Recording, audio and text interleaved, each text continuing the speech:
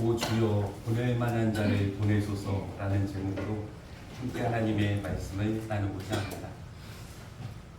우리가 창세기를 읽어가 보게 되면 원역사를 지나서 4명의 족장들을 우리에게 소개해주고 있는데요. 그 족장들의 이름을 천천히 열거해 보면 아브라함, 이삭, 야곱, 요셉 요 4명의 족장을 우리에게 소개하고 있습니다. 어렵지 않죠? 자, 여러분들이 한번 해보실까요? 아브라함, 이삭, 야곱, 요셉. 혹시 한 번에 안 나올 거가 되게 걱정했었습니다. 이 요셉이라고 하는 사람을 성경에서는 좀 주목을 하고 있죠. 왜냐하면 이 사람은 애굽 땅에 내려가서 애굽에서 일어나고 있는 7년의 흉년을 막아낸 사람이었다라는 거죠. 그러니까 애굽 나라에서는 이 요셉에 대해서 당연히 고마움을 가질 것이고, 그 고마움의 표현이 어떻게 드러나냐면 요셉의 모든 가족들을 애굽에 이주시켜서 살게 했다는 겁니다. 그러니까 애굽 사람 입장에서 바라본다면 이 요셉과 그의 가족들은 고마운 사람인 거죠. 굉장히 귀한 사람들인 거죠. 그래서 그 감사함을 가지고 애굽 땅에서, 지금의 이집트 땅에서 같이 살고 있었는데, 문제는 이 애굽으로 내려간 요셉의 가족들이 기하급수적으로 수가 늘어나기 시작했다는 겁니다. 이렇게 수가 계속 늘어나자 애굽 사람 입장에서는 마음을 계속 달리먹게 되는 거죠. 혹시 이 사람들이 전쟁이 일어날 때 우리를 배신하지 않을까? 그런 마음을 갖게 되었다는 겁니다. 그래서 이 부분에 대한 설명을 출애굽기 1장 7절부터 11절까지는 이렇게 우리에게 소개하고 있는데요. 저희 같이 한번 읽어보도록 하겠습니다. 함께 읽겠습니다. 이스라엘 자손은 생육하고 불어나 번성하고 매우 강하여 온 땅에 가득하게 되었더라. 요셉을 알지 못하는 새 왕이 일어나 애굽을 다스리더니 그가 그 백성에게 이르되 이 백성 이스라엘 자손이 우리보다 많고 강하도다. 자, 우리가 그들에게 대하여 지혜롭게 하자. 두렵건대 그들이 더 많게 되면 전쟁이 일어날 때에 우리 대적과 합하여 우리와 싸우고 이 땅에서 나갈까 하노라 하고, 감독들을 그들 위에 세우고 그들에게 무거운 짐을 지워 괴롭게 하여 그들에게 바로를 위하여 북고성 비돔과 람셋을 건축하게 하니라. 이렇게 이야기를 하고 있습니다. 그러니까 내려간 요셉의 가족들이 엄청나게 불어났다는 거죠. 성경은 뭐라고 표현하고 있냐면 온 땅이 가득할 정도로 불어났다는 겁니다. 그러니까 이런 많이 불어나는 모습들이 애굽 사람들의 입장에선 좋아 보일 리가 없었던 거고, 그래서 국가 정책으로 어떻게 한 겁니까? 이 사람들을 하루아침에 노예로 다 만들어버린 겁니다. 남자만 60만 명이나 되는 노동력을 갖게 되었다는 거죠. 이 노동력으로 비동도 짓고 람셋도 지었다는 것이 성경의 증언이 되어집니다. 그러면 일이 이렇게 힘들고 몸이 이렇게 힘들면 아기가 더 나와야 됩니까? 덜 나와야 됩니까? 예? 몸이 힘들면 덜 나와야 됩니까? 덜 나와야 됩니까? 덜 나와야 되는 거거든요. 그런데 공교롭게도 수가 줄지 않았다라는 겁니다. 그러니까 일을 힘들게 시키는 걸로는 산하 제한이 되지 않았다라는 거죠. 그래서 애굽 왕이 이제는 어떤 명령을 내리게 되냐면 남자아이가 태어나면 강물에 던져버리라고 하는, 죽이라고 하는 명령을 내리게 되어집니다. 오늘 성경은 이런 흐름 속에서 태어난 한 아이를 우리에게 소개하고 있는데요. 레위 지파의 사람들 속에 이 아이 한 명이 태어났는데 아이가 너무 잘생겼대요. 보통 아이는 잘생겼습니까? 못생겼습니까? 네? 보통 아이는 잘생겼습니까? 못생겼습니까? 이나는 어떻습니까? 윤희는 어떻습니까? 너무 예쁘죠? 그런 거죠. 그러니까 부모 입장에서는 사실 웬만하면 다 잘생겨 보이는 거예요. 근데 너무 잘생겨서 버릴 수가 없었대요. 그래서 그 부모가 3개월 동안 집안에서 갖고 있다가 갈대 상자를 만들어서 이 아이를 그냥 강물에다 띄워 보냈다라는 겁니다. 그리고 그 강물을 흘러 들어간 그 갈대 상자는 바로의 딸, 공주였던 그 바로의 딸이 목욕하는 곳에 머물게 되어지고, 그 갈대 상자를 누가 발견하게 됩니까? 공주가 발견하게 되는 거죠. 딱 열어봤더니 누가 있는 거예요? 예, 아이가 있는 거예요. 그래서 이 아이의 이름을 물에서 건져냈다라고 하는 이름의 모세라고 이야기하게 되어지는 거죠. 그런데 이게 공주가 낳은 딸이 아니잖아요. 그러니까 젖을 먹여야 되는데 우유를 먹일 사람이 없는 겁니다. 모유를 줘야 되는데 줄 사람이 없으니까 유모를 구하게 되어지는 것이고, 그 유모가 누가 되냐면 모세의 엄마가 되어지게 되는 거죠. 근데 모세의 엄마가 이 아이를 적어도 젖먹일 동안은 데리고 있는 과정을 성경은 우리에게 소개하고 있는데, 이 젖먹이는 그 짧은 기간 동안 어떤 얘기를 했을까요? 엄마는 어떤 얘기를 해줬을 것 같습니까? 이 아이에게 너는 그쵸? 너는 사실은 애국 사람이 아니야. 이 아이가 듣든지 안 듣든지, 이해하든지 이해하지 못하든지 그것이 중요한 것이 아니라 이 아이에게 계속 그런 얘기를 해줬겠죠. 너는 이스라엘 사람이야. 너는 하나님을 믿는 사람이고 너는 애국 사람이 아니야. 그런 이야기를 계속 해줬겠죠. 우리가 이 이야기를 할 수 있는 이유는 이 이후에 일어난 이 모세가 갖는 삶의 모습 때문에 그렇습니다. 그러니까 이 젖먹이 기간 동안 이야기했던 그 짧은 신앙의 이야기들이 이 아이가 커서 자라는 정체성을 결정해버렸다는 것이 성경의 증언이 되어지는 겁니다. 그러니까 우리가 어린 아이들에게 신앙의 교육을 하는 건 중요한 일일까요? 중요하지 않은 일일까요? 너무 중요한 일이 되어지는 거예요. 그 아이가 이해하든지 이해하지 못하든지, 그 아이가 그걸 받아들이든지 받아들이지 않든지 신앙의 교육을 하는 과정들은 굉장히 중요한 일이 되어지는 겁니다. 왜냐하면 이 아이가 자라서 40세 때, 나이에 40세가 되었을 때 이런 일들을 했다라는 것이 성경의 증언이기 때문에 그렇습니다. 우리 2장 11절 12절에 있는 말씀을 같이 한번 읽어보도록 하겠습니다. 함께 읽겠습니다. 모세가 장성한 후에 한 번은 자기 형제들에게 나가서 그들이 고되게 노동하는 것을 보더니 어떤 애국 사람이 한 히브리 사람 곧 자기 형제를 치는 것을 본지라. 좌우를 살펴 사람이 없음을 보고 그 애국 사람을 죽여 모래 속에 감추니라. 이튿날 다시 나가니 두 히브리 사람이 서로 싸우는지라.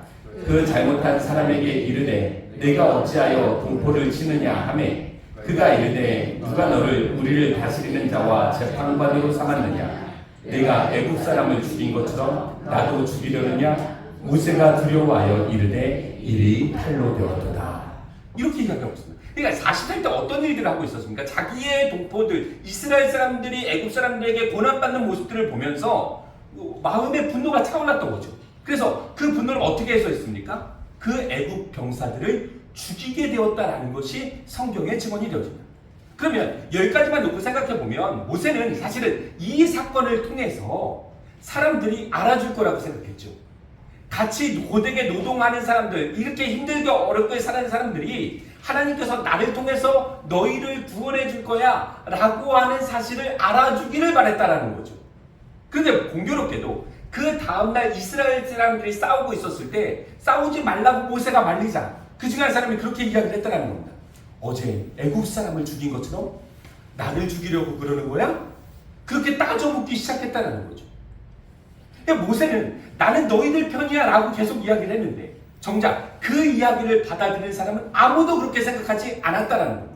그리고 이렇게 애굽의 병사를 죽인 일이 탄로가 남으로 말미암아 이 모세는 하루아침에 도망자의 신세가 되었다는 것이 성경의 증언이 되어집니다. 40살이었던 모세, 애굽의 왕자였던 모세, 얼마나 힘있고 얼마나 능력 있을 때였겠습니까?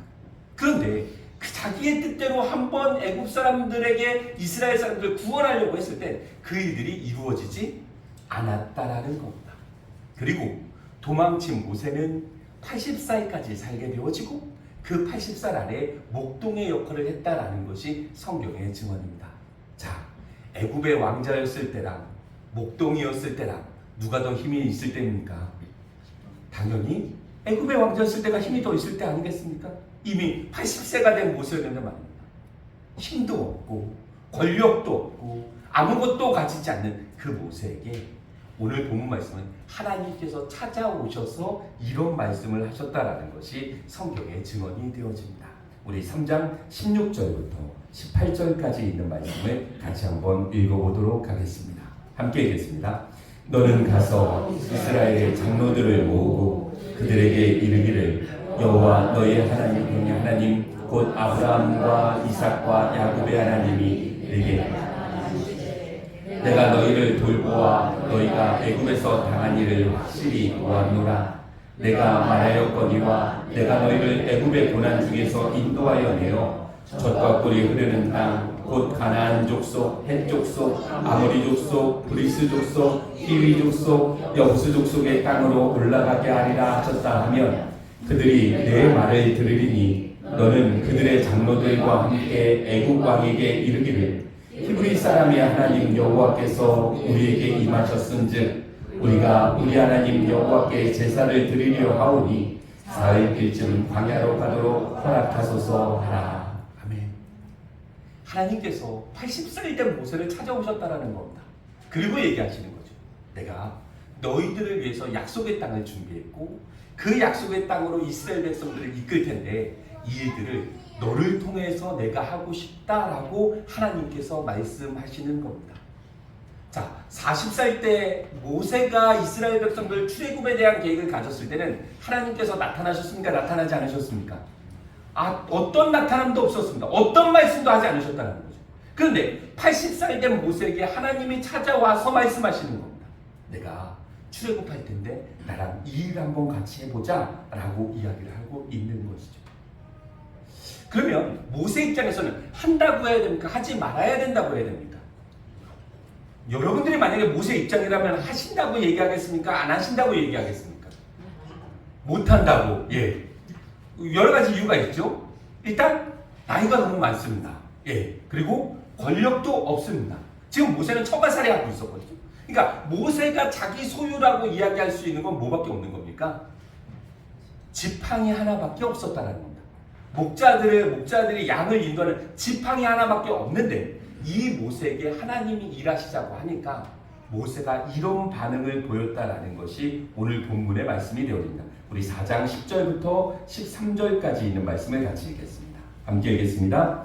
모세가 여호와께 아뢰되 오 주여 나는 본래 말을 잘하지 못하는 자니이다. 주께서 주의 주인이 명령하신 후에도 내떨지 그러하니 나는 입이 뻣뻣하고 혀가 둔한 자니이다.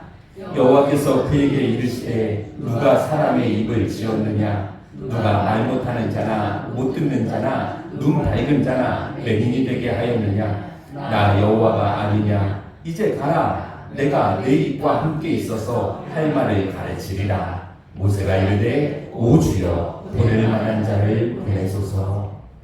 모세가 계속 이야기하는 겁니다. 뭐라고요? 나는 본래 말을 잘 못하는 사람입니다. 모세가 정말로 말을 못할까요? 아닙니다. 사도행전에 있는 말씀을 읽어보면 모세는 애굽에 있는 모든 지혜를 배워서 말과 하는 일에 능했다라고 표현을 하고 있습니다. 그러니까 애굽의 모든 지식들을 다 익힌 사람이었고 그 교육 과정 속에서 성실하게 이행한 사람이었기 때문에 말도 잘하는 사람이었고 능력도 대단한 사람이었다는 거죠. 근데 하나님 앞에서 지금 뭐라고 이야기합니까? 나는 말을 잘 못합니다. 나는 이 일 할 수 없습니다. 라고 이야기하고 있는 거죠. 우리는 모세의 마음을 생각해 봐야 되는 거죠. 모세가 왜 자꾸 못한다고 이야기할까? 모세의 과거 역사를 바라본다면 그런 건 아니겠습니까? 40살에 내가 힘있고 내가 뭔가 좀 해볼 수 있다라는 마음이 있었을 때 그때는 하나님 도와주시지 않더니 내 나이 80대고 가진 것도 아무것도 없고 내가 할 수 있는 능력도 아무것도 없는데 이때는 나와 하겠다라고 하니 하나님 무슨 경우가 이런 경우가 다 있습니까? 저는 절대 할 수 없습니다 라고 이야기하는 모습을 성경은 우리에게 이야기하고 있는 것이고 모세의 이 아쉬운 마음이 고스란히 담겨있는 모습을 성경은 우리에게 알려주고 있는 거죠. 하기 싫다라는 겁니다. 내 마음대로 내 계획대로 했었을 때는 그렇게 하나님 아무 말씀 안 하시더니 이제 하나님께서 일하신다고요? 나와 함께 하신다고요? 저 할 수 없습니다 라고 이야기하는 모세의 모습을 성경은 우리에게 소개하고 있는 것 아니겠습니까? 그러면 우리 믿음의 식구들에게 한번 여쭤본다면 제가 지난번에도 한번 여쭤봤던 것 같은데요. 이렇게 하나님의 일을 하기 싫어하는 사람이 있습니다. 그렇죠? 정말 하기 싫다라는 거잖아요. 가기 싫다라는 거잖아요. 그러면 이 사람 데리고 일하는 게 맞습니까? 일하지 않는 게 맞습니까? 보통 우리 공동체에서 하기 싫어하는 거 티내는 사람들 있잖아요. 그럼 그런 사람들 데리고서 일하는 게 속편합니까? 차라리 제껴놓고 일하는 게 속편합니까? 제껴놓고 일하는 게 속편한 거죠. 자, 그러면 이 모세를 데리고서 지금 일하는 게 맞습니까? 아니면 다른 대안을 찾는 게 맞습니까? 하나님 편에서는 다른 대안을 찾는 게 훨씬 나을 것 같습니다. 근데 공교롭게도 하나님은 모세를 놓지 않으셨다라는 거예요. 그리고 모세에게 이렇게 이야기하는 장면을 성경은 우리에게 소개하고 있지요. 우리 4장 14절 15절에 있는 말씀을 같이 한번 읽어보도록 하겠습니다. 함께 읽겠습니다. 여호와께서 모세를 향하여 노하여 이르시되 레위 사람 네여 마름이 있지 아니하냐. 그가 말 잘하는 것을 내가 아노라. 그가 너를 만나러 나오리니 그가 너를 볼 때에 그의 마음에 기쁨이 있을 것이라. 너는 그에게 말하고 그의 입에 할 말을 주라. 내가 내 입과 그의 입에 함께 있어서 너희들이 행할 일을 가르치리라. 하나님께서 뭐라고 말씀합니까? 하나님께서 노하면서 말씀하시는 겁니다. 뭐라고요? 네 형 아론이 말 잘하는 걸 내가 알고 있으니까 그 형도 붙여줄게. 그러니까 너는 나랑 이 일 같이 해야 돼. 모세를 끝까지 설득해서 데려가는 하나님의 모습을 오늘 성경은 우리에게 알려주고 있는 겁니다. 그렇죠? 이것이 바로 하나님께서 일하시는 방식입니다. 그럼 우리는 다시 원론적인 질문을 해야 되죠. 왜 하나님께서 40세 된 모세랑은 일하지 않으시는 겁니까? 왜 힘있고 권력있고 지혜 있는 그 혈기팔팔한 그 40세 때는 하나님 왜 아무 말씀도 안 하신 겁니까? 너무나 분명한 것 아닙니까? 그때 만약에 모세가 이스라엘 백성들을 출애굽시켰다라고 한다면 그 출애굽시킨 이스라엘 백성들을 하나님의 백성으로 키울 가능성은 없는 거죠. 누구의 백성으로 삼았겠습니까? 내 백성으로 삼았죠. 왜요? 내 힘으로, 내 능력으로, 내 지혜로 이 사람들을 이끌어냈기 때문에 그렇습니다. 그러니까 내 백성으로 삼을 수 있는 거죠. 그 가능성이 굉장히 큰 거죠. 그런데 지금 80세 된 모세는 조금 다른 상황인 거죠. 뭐도 없습니까? 힘도 없습니다. 권력도 없습니다. 가진 거라면 뭐 하나밖에 없습니까? 지팡이 하나밖에 없는 겁니다. 그러니까 이 사람이 이 일들을 함에 있어서는 전적으로 자기의 능력을 의지할 수는 없는 겁니다. 누구만 바라볼까요? 하나님만 바라보는 거. 누구만 의지할까요? 하나님만 의지하는 겁니다. 그러니까 그 마음을 갖고 있는 모세와 하나님은 일하고 싶으셨다는 겁니다. 사람의 능력이 중요한 것이 아니라 그 사람이 하나님을 얼마큼 의지할 수 있느냐의 마음을 보시는 분이 하나님이시라고 하는 사실을 성경은 우리에게 이야기해주고 있는 겁니다. 우리도 마찬가지 아닙니까? 내가 가지고 있는 능력을 인해서 하나님이 나를 일하시는 것이 아니라 우리가 하나님을 얼만큼 분명하게 의지할 수 있느냐를 통해서 하나님은 우리를 통해서 일하실 것을 결정하시겠다는 것이 성경의 증언이 되어집니다. 내가 좀 부족해도 하나님이 부족하지 않다라는 사실을 인정하면 되는 겁니다. 내가 좀 모자라도 하나님이 모자란 분이 아니라는 것을 내가 의지하면 되는 겁니다.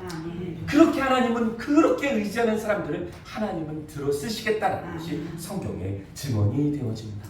우리 옆에 계신 분들 한번 쳐다보시겠습니까? 좀 완전해 보이시나요?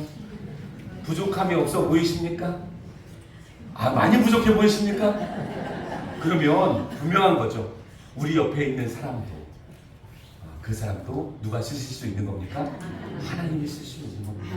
우리 옆에 계신 분들 쳐다보시면서 진실되게 한번 인사했으면 좋겠습니다. 당신이 아무리 부족해도 하나님이 쓰실 수 있습니다. 자, 한 번만 더 인사하겠습니다. 당신이 아무리 부족해도 하나님이 쓰실 수 있습니다. 네, 맞습니다. 오늘 새롭게 임원으로 청과된 우리 윤교 장로님, 그리고 태호 권사님, 대민 권사님, 최용순 집사님, 저는 나이와 상관없이 하나님을 의지하는 마음으로 이 직분을 감당하실 수 있기를 주님의 이름으로 간절히 축원합니다. 오늘 말씀을 통해서 바라본다면 적어도 몇 세 이상으로는요, 몇 세 이하로는요, 80세 이하로는 다 열심히 하시는 겁니다. 대신 우리 마음 가운데 하나님을 의지하고 나를 드러내지 않아야 된다라고 하는 동일한 마음으로 우리가 하나님 앞에 설 수 있다라고 한다면 하나님은 우리를 얼마든지 사용하실 수 있는 분임을 성경은 우리에게 이야기해주고 있는 것이죠. 우리의 삶의 자리에 우연이 있을까요? 없을까요? 없어요. 예. 없어요. 맞아요. 없어요. 예. 고마워요. 네. 우리의 삶에 우연은 없습니다. 요나서 4장을 읽어보면 벌레 한 마리 움직이는 것도 하나님께서 허락하셔야 움직입니다. 그러면 하나님께서 우리 각자의 삶의 자리를 세워주신 이유가 있지 않겠습니까? 우리 각자가 살아가고 있는 삶의 자리가 다 다른데 그 삶의 자리에 세워주신 이유가 있지 않겠습니까? 그럼 우리 그곳에서 하나님께 쓰임받는 사람들이 되어줘야 되는 겁니다. 나에게 허락한 가정에서, 나에게 허락한 교회에서, 우리에게 허락된 그 직장에서 하나님께 쓰임받는 사람으로 우리는 살아가야 되는 겁니다. 그리고 그렇게 쓰임받기 위해서는 우리가 가져야 될 마음가짐은 우리 자신을 좀 내려놓고 누구의 뜻을요? 하나님의 뜻을 구하는 하나님의 사람으로 살아갈 수 있어야 되지 않겠습니까? 우리가 살아가는 그 삶의 자리가 하나님의 뜻을 이루는 거룩한 삶의 자리가 되시기를 주님의 이름으로 부탁을 드리겠습니다. 우리의 평생의 삶이 주님만 의지하고 주님께 쓰임받는 거룩한 주의 백성들이 되시기를 주님의 이름으로 간절히 축원합니다. 아멘.